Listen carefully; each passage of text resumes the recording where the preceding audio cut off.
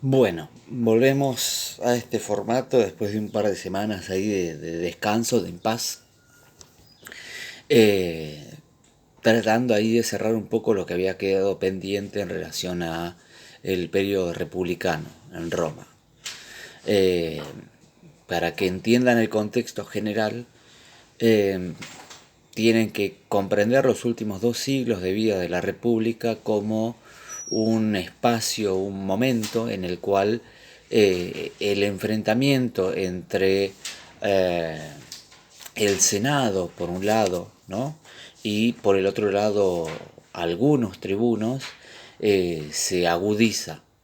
Y se agudiza sobre todo porque el Senado es el órgano, a ver, ¿cómo decirlo? Como pivot dentro de la sociedad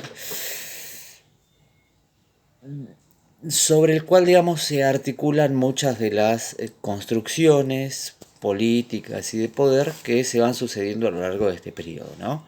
Eh, Eso por un lado, y por el otro lado, quienes van adquiriendo relevancia en relación a su actuación van a ser distintos generales o distintos individuos que vayan como incorporando dentro de su acción política algunas de las demandas más históricas de la sociedad romana, específicamente la que tiene que ver con el reparto de las tierras, ¿no? Y el acceso a una vida un tanto más digna.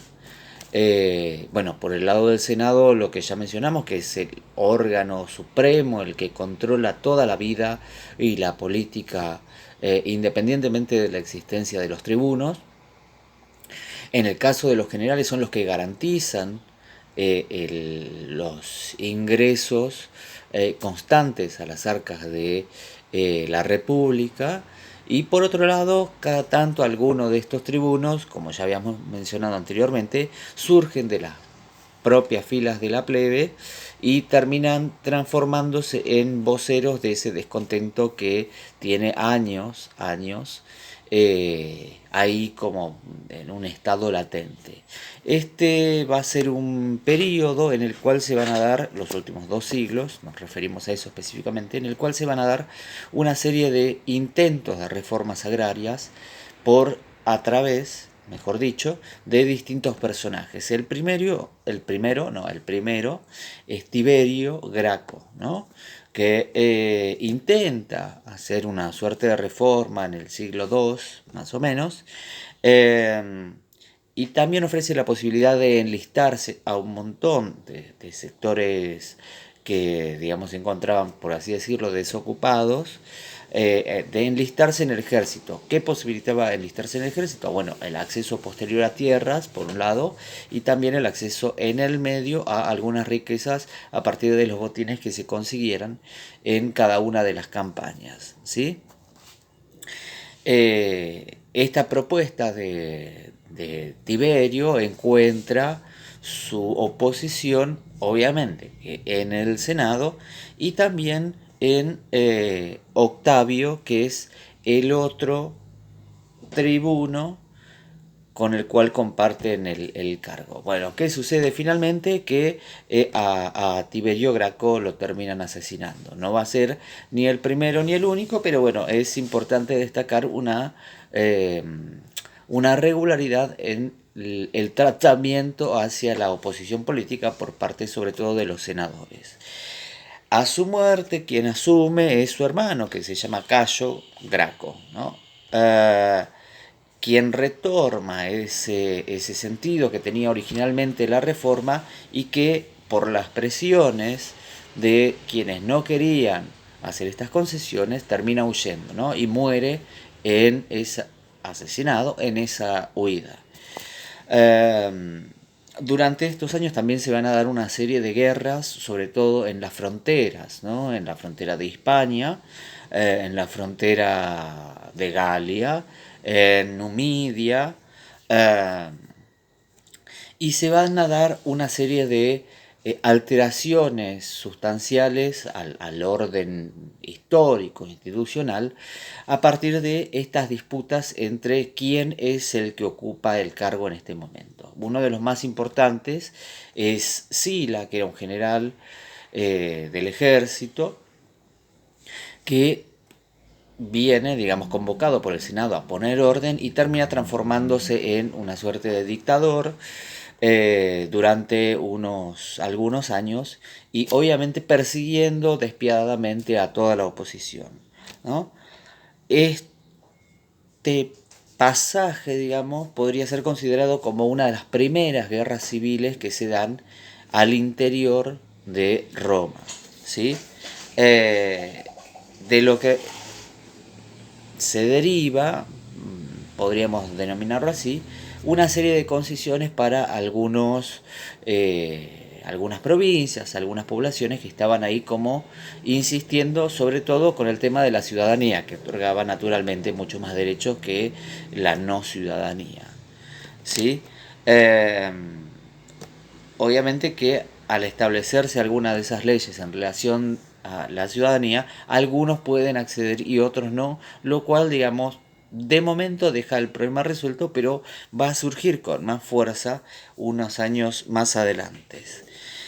Y aquí se va a dar una disputa relativamente importante entre los que se denominan optimates por un lado y en el otro lado los que se denominan como populares. Los optimates son los que tradicionalmente detentan el cargo de senadores, ellos, sus familias, etcétera.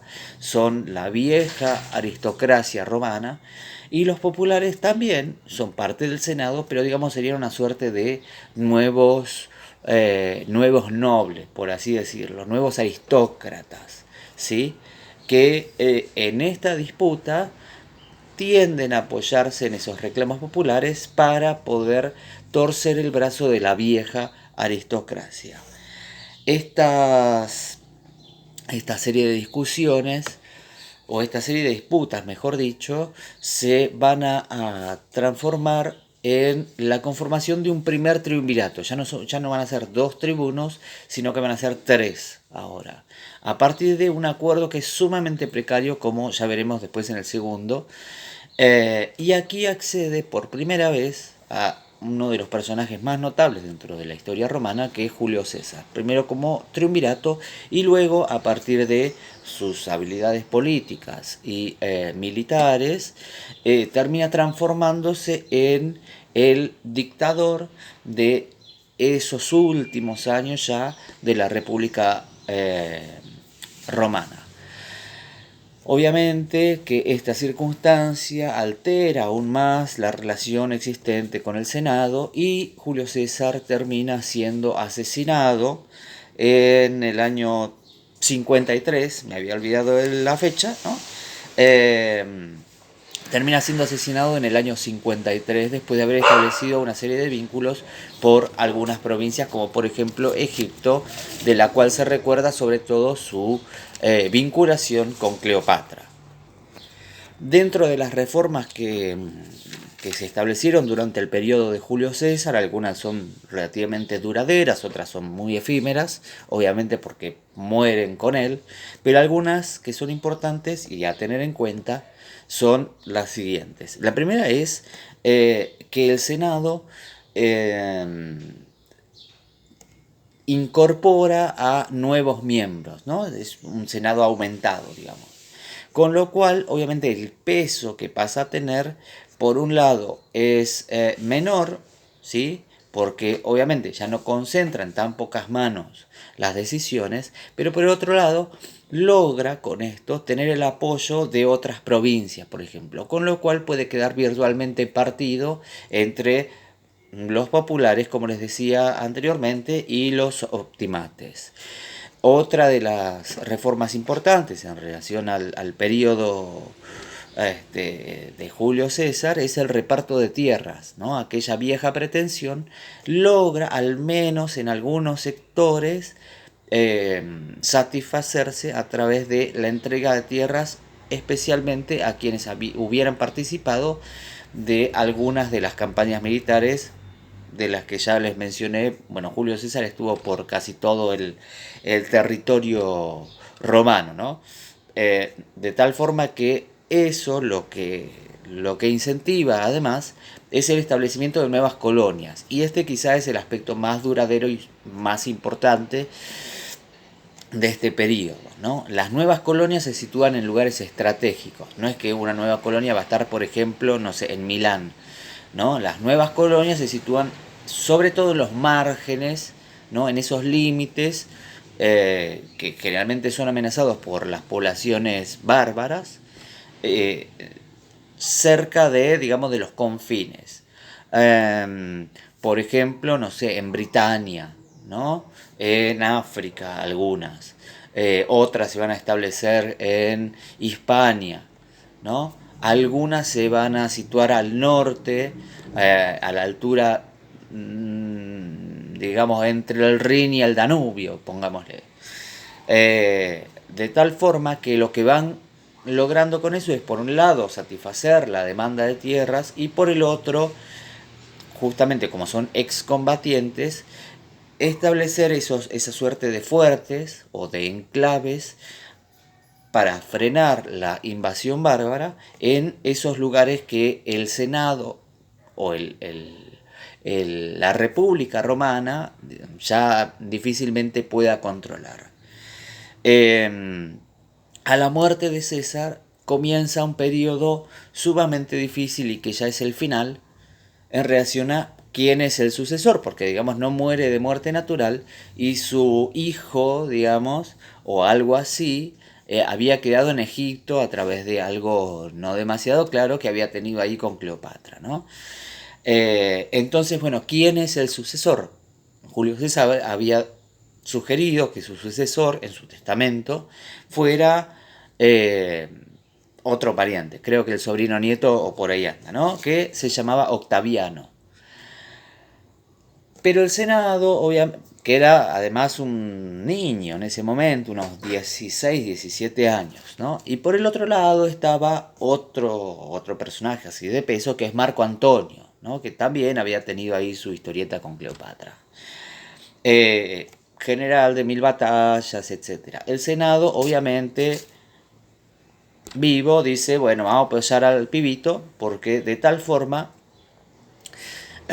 nosotros vamos a poder controlarlo y, digamos, no tiene el peso del apellido eh, César, digamos, no tiene el linaje de Julio César, además, digamos, militarmente no está capacitado, qué sé yo. Bueno, se llevaron una sorpresa porque lo primero que hizo Octaviano, que luego va a pasar a llamarse popularmente César Augusto, es establecer una serie um, de, de elementos militares para respaldarse, ¿sí? Eh, Hasta que finalmente, bueno, con todo ese peso que fue construyendo, termina siendo nombrado como cónsul, ¿sí? Por parte del Senado. Y acá se da toda una serie de idas y vueltas entre el Senado que apoya a Octaviano, luego que se desdice, que apoya a Marco Antonio, etcétera, etcétera. Lo que termina sucediendo es la conformación de un segundo triunvirato, en el cual están Octaviano, Marco Antonio y un personaje que, digamos, no pasó demasiado a la historia, que era Emilio Lépido, ¿no? Que se mantuvo al margen de toda esta disputa, disfrutó de su estancia como triunviro, pero bueno, nada, fue menor. Ese enfrentamiento del triunvirato con el Senado primero y hacia el interior del triunvirato termina decantándose hacia el lado de Octaviano, ¿sí? Que más o menos para el año 30, ya nos acercamos muy al final, termina triunfando, pese al apoyo que Marco Antonio, perdón, había conseguido a través de, por un lado, las posesiones que tenía Cleopatra en Egipto y por el otro lado el apoyo que también se había ganado Marco Antonio de parte del Senado. Eh, Cuando no me quiero ir sin decirles esto como última cosa. Esta serie de enfrentamientos y de idas y vueltas y de modificaciones, lo único que encierran es esta imposibilidad del Senado por hacerle frente a un territorio sumamente vasto y que depende de la capacidad que tengan muchas personas por hacerse cargo de ese territorio, ¿no? Por ejemplo, los generales. Cuando estos generales adquieren un peso que es relevante, terminan naturalmente enfrentándose con el Senado, que no quiere ceder en esas concesiones, por ejemplo, de tierras, o puede ser también de salarios, ¿no?, para las tropas. Pero también esto va generando, como ya les dije hasta el momento, y se los voy a volver a decir las clases que viene, genera una cantidad impresionante de pobres dentro de la ciudad y de esclavos dentro de las tierras. El fin el fin de la República es entonces el fin del peso que tiene para controlar todo ese territorio el Senado.